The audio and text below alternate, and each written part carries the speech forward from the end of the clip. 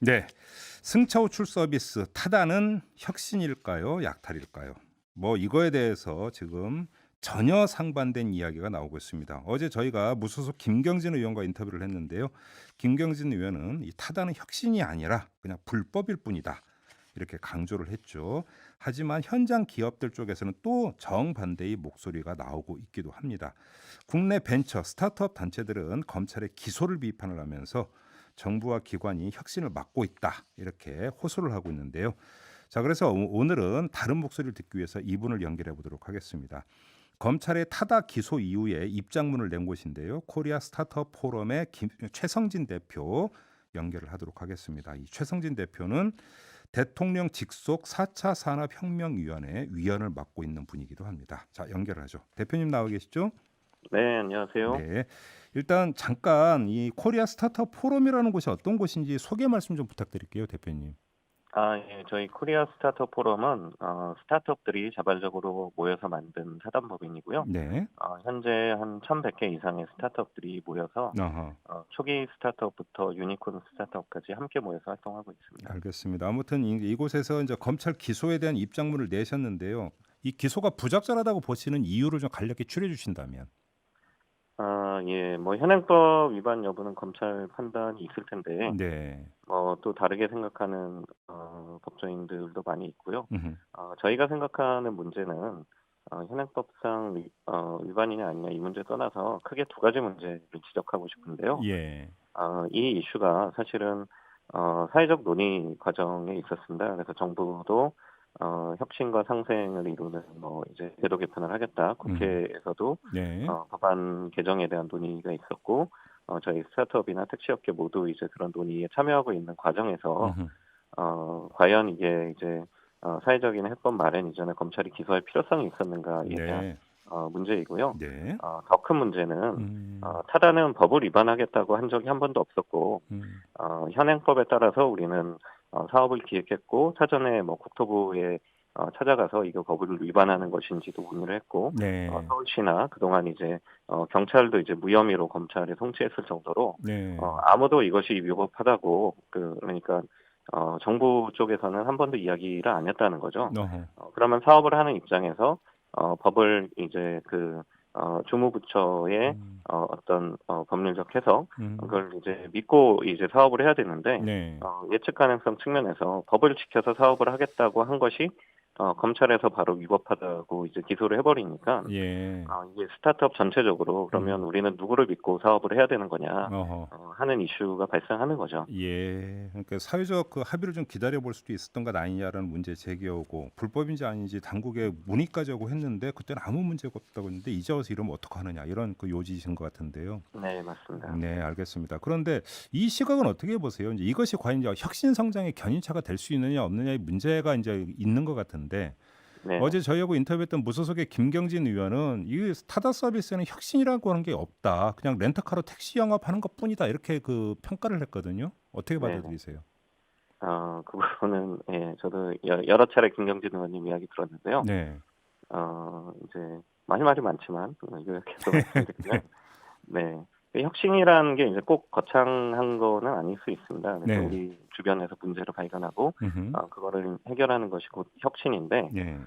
타다 같은 경우에는 작게는 서비스 혁신을 한 거죠. 서비스 어 혁신.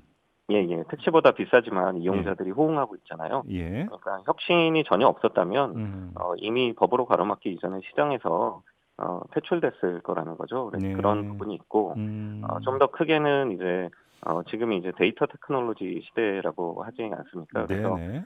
보여지는 서비스보다 이 축적되는 데이터를 기반으로 이제 기술을 발휘하는 건데요. 음흠. 그래서 이제 우버 같은 기업이 자율주행 시대에도 음흠. 경쟁력이 있을 거다라고 하는 네. 이유입니다. 그리고 네. 저는 이제 국회에 계신 분들한테 말씀드리고 싶은 거는 음. 타다는 전형적인 승차 공유 서비스는 아닙니다. 네. 그래서 이제 혁신성이 떨어진다고 하면 그거는 맞는 지적일 수 있는데 네. 그러면 왜 그렇게 됐느냐? 이건 국회에서 할 얘기는 아니다. 왜냐하면 그동안 우버 같은 전형적인 승차 공유 모델, 예. 그다음에 우리나라에서 허용되고 있었던 음음. 카풀 같은 것들을 그동안 법에 따라 이제 이런 서비스를 하겠다고 했을 때 네. 국회에서 다 법을 개정해서 그 싹을 잘라왔어요. 예. 그러니까 지금 현행법상으로는 타다 같은 모델밖에 가능하지 않은 거예요. 그러니까 현행법에 맞춰서 제한적인 어떤 승차봉유 서비스인 타다가 나왔는데 그거 예. 보고 혁신성이 떨어지니까 하면 안 된다고 하는 네. 거는 예. 저는 이제 그동안 법을 거꾸로 입법을 해온 국회에서 할 얘기는 아니다라고 생각합니다. 알겠습니다. 이 시각은 어떨까요? 1719님이 문자를 보내주신 게 있는데 그걸 그대로 읽어드릴게요. 네. 개인 택시를 하려면 수년간 영업용 차량을 무사고해야 하고 택시 면허를 1억 가까운 돈을 지불하고 취득하게 됩니다. 그런데 타다는 이런 기준을 무시하고 택시와 동일한 영업을 할 수 있는 자격 부여는 공평하지 않다고 봅니다라고 하는 공평성 문제를 제기를 하셨는데요. 이 점은 어떻게 받아들이세요? 뭐 당연히 이제 그 택시 일을 하고 계신 분들은 그런 문제 제기할 수 있다고 봅니다. 네. 근데 이제 택시의 그런 가격 프리미엄이 형성된 거는 네. 정부가 그동안 그렇게 돈을 받아온 게 아니고요. 이게 그 정책의 실패로 택시가 그 공급과잉이다라고 이제 정부가 인식하면서 네. 한 20여 년 전부터 택시 면허 신규 면허를 전혀 안 내주고 있어요. 네. 그러면서 그 거래는 용인하고 있으니까 예. 새로 택시에 진입하고 싶으신 분들이 프리미엄 비용을 내서라도 그 시장에 진입하고 싶다 해서 이제 일종의 권리금이 형성된 것이고요. 네. 그래서 이거는 이제 이 기존 그 택시 산업의 그 문제점으로 인해 그 발생된 부분이고, 그래서 이거를 이제 합리적으로 택시 산업을 어떻게 합리화해낼 것인가는 또 논의가 되어야 된다고 생각을 하고요. 네. 다만 이제 지금 뭐 타다 같은 경우에는 택시와 유사하다고 이야기를 하지만 네.